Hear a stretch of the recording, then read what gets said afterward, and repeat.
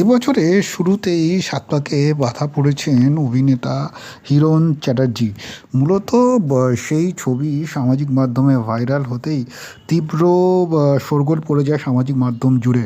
কার্যত বেনারসের ঘাটেই সাত পাকে বাধা পড়েছেন, বিয়ের সমস্ত রীতি পালন করেছেন পাত্রী ঋতিকা। মূলত এরপরই এই বিয়ের খবর সামনাসামনি আসতেই, জানাজানি হতেই বিস্ফোরক হয়ে হয়ে ওঠেন তার প্রথম স্ত্রী অনিন্দিতা চ্যাটার্জি। কার্যত তিনি পরিষ্কার জানিয়ে দেন যে তাদের আইনত বিচ্ছেদই হয়নি। তিনি জানতেন না যে এই বিয়ে বা হিরণের এই দ্বিতীয় বিয়ে বা সম্পর্কের কথা। হিরণের পোস্ট দেখেই জানতে পারেন। এরপর তিনি কার্যত আইনের দ্বারস্থ হন। মূলত এবছরই শ্যামপুর থেকে 2026 সালে যে বিধানসভা নির্বাচন বিজেপির প্রার্থী হয়েছেন অভিনেতা হিরণ চ্যাটার্জি। সদ্যই তিনি তার মনোনয়নপত্র জমা দিয়েছেন নির্বাচনের লড়াই করার জন্য।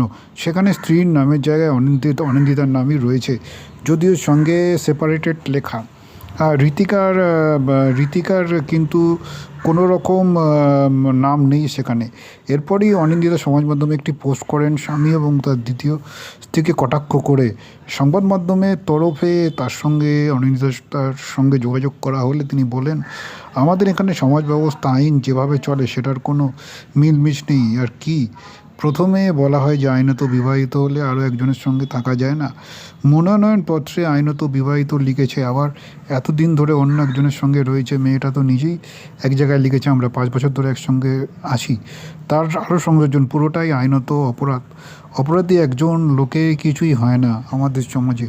ভুক্তভোগী তো আমি আর আমার মেয়ে। আমরা সমাজের কাছে এত লাঞ্ছিত।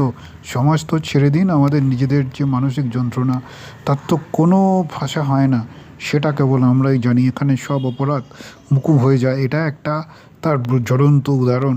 কার্যত কার্যত এই ঘটনার পর কোনো প্রতিক্রিয়া এখনও পর্যন্ত কিন্তু অভিনেতা হিরণের তরফে পাওয়া যায়নি।